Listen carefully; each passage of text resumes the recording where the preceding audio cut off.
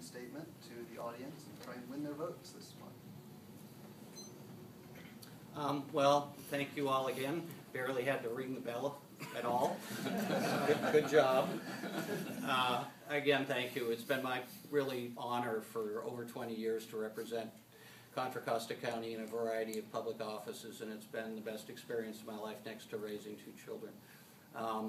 I think I've been a very competent member in all of the bodies I've had. As a member of the majority party, I'm able to do more for the district I represent. It's just a fact of political life. As chair of the Transportation Committee and as the chair of the Assembly Transportation Committee, and when I got that appointment, I was the first person in the history of the legislature to be chair of the Transportation Committee as a freshman.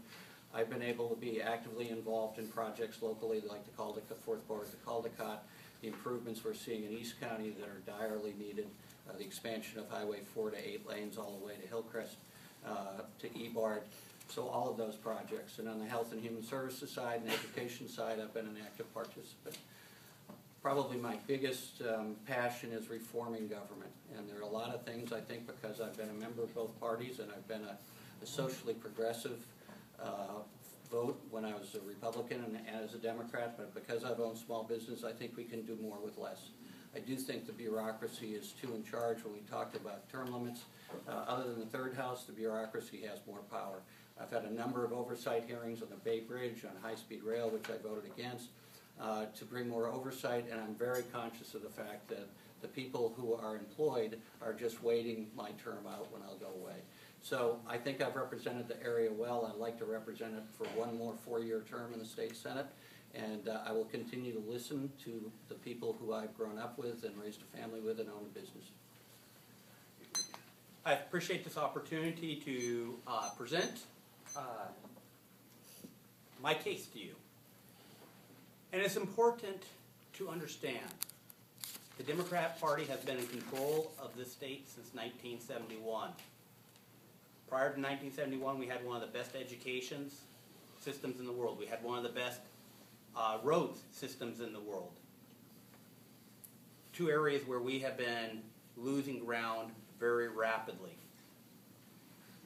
I will agree with my opponent. Being in the majority does give you special privileges, does give you the ability to start passing more legislation, which he has been more than happy to do. He has passed many new boards and regulations this year alone. At a time when he made a decision to make 75% of the trigger cuts to come from education, there was another budget that was proposed that would have not touched education.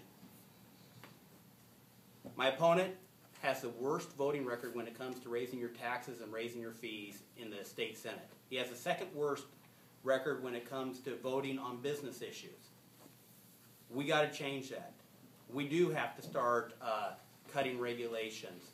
And as long as we keep putting in people like Mr. DeSaulnier, who votes for more taxes, more regulations, we're not going to change this tide.